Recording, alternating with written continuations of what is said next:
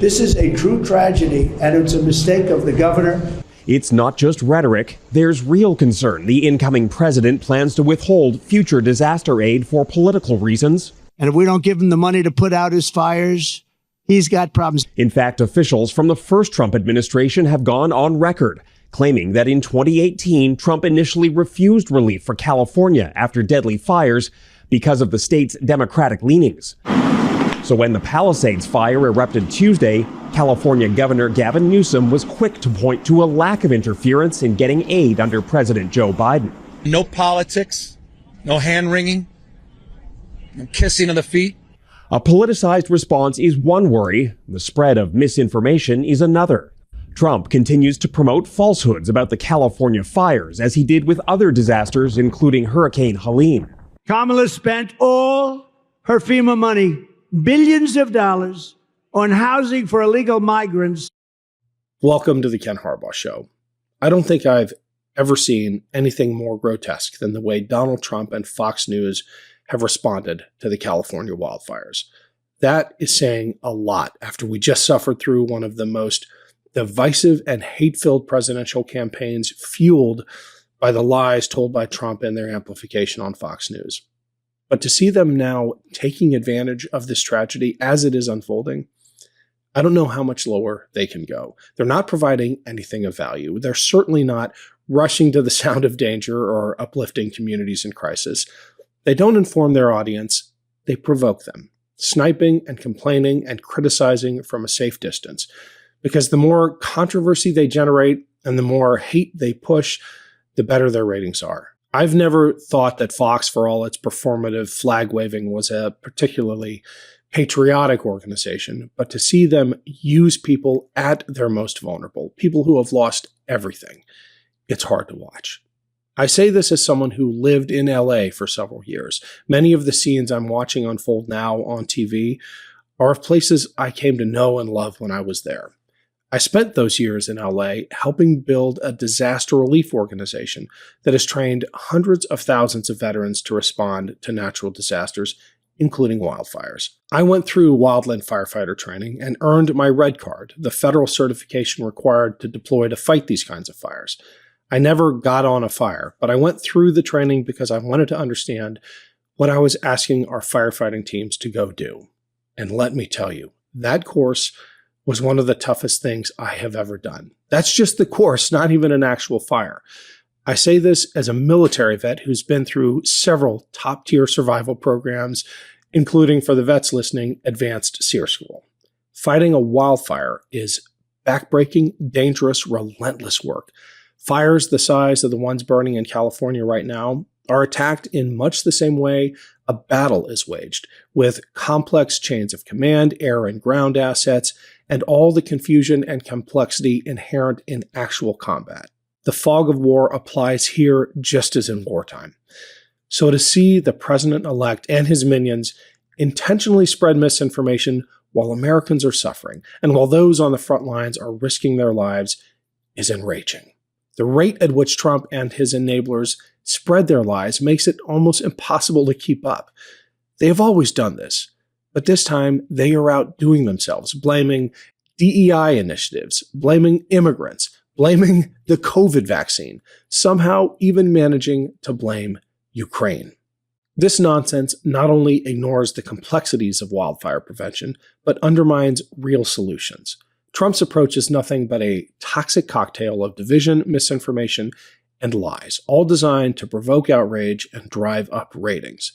So here are some actual facts about the wildfires and about those trying to address the crisis. Far from having lost firefighters over the last few years, as has been alleged, the number of CAL FIRE personnel has nearly doubled since 2019, as has CAL FIRE's budget from $2 billion to $3.8 billion.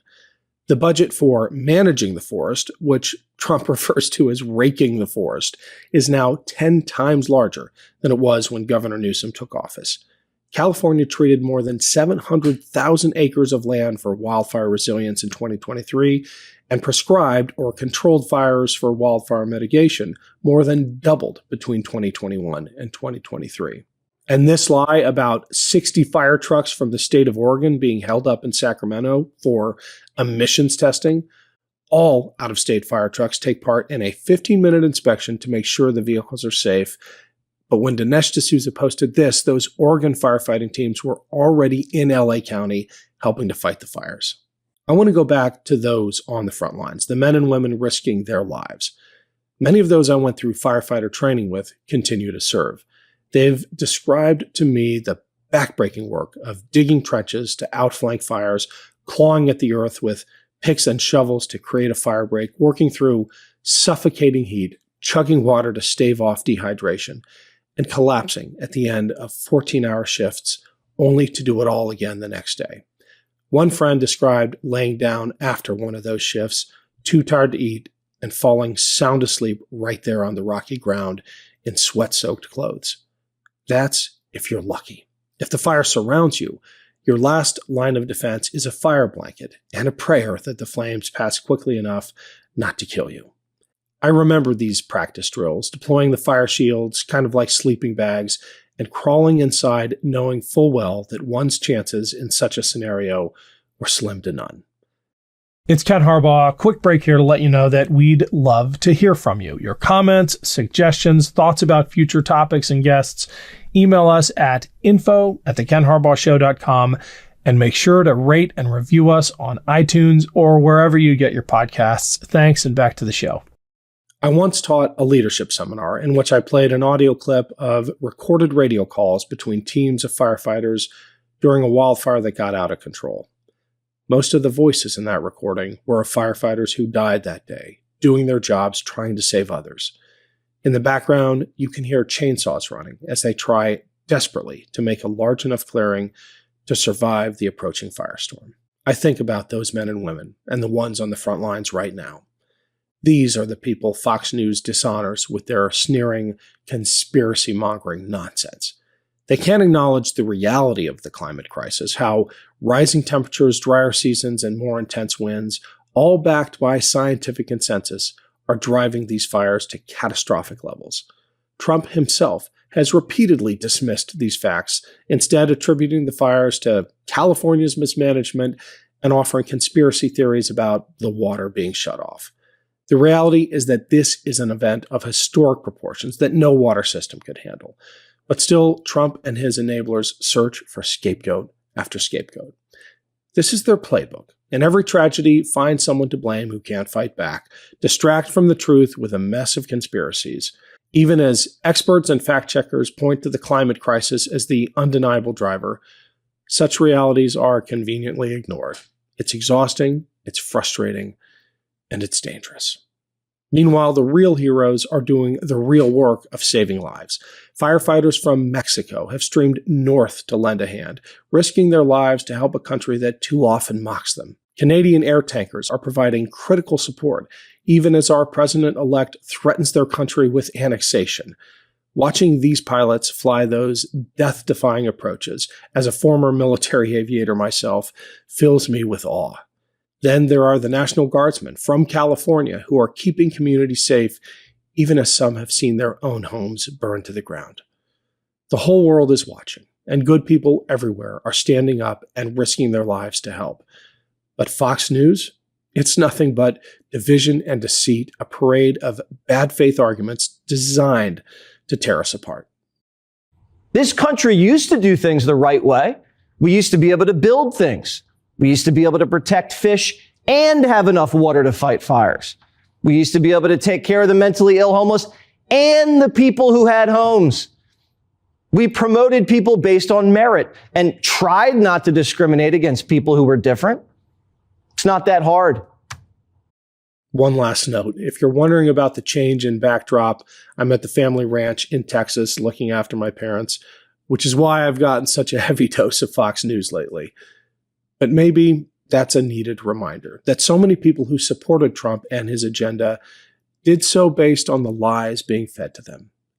I get angry at those who fall for those lies, who let themselves be manipulated. But we all have to resist the temptation to hate them. First of all, it doesn't work.